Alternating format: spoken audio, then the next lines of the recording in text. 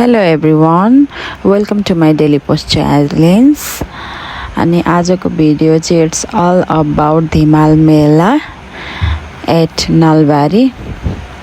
हामी चाहिँ पसल बन्द गरेर त्यति साह्रो बिजनेस पनि थिएन हैन, अनि हामी चाहिँ ल घुम्न जाउँ न त, वेदर इज अल्सो गुड भन्दै नलबारीतिर लाग्यौँ।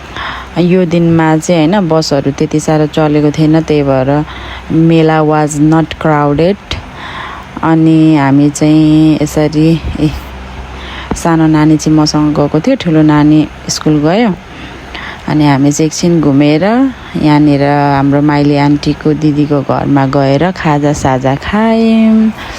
अनि मेला भन्नु बित्तिकै इट्स अल अबाउट फुड हो क्या।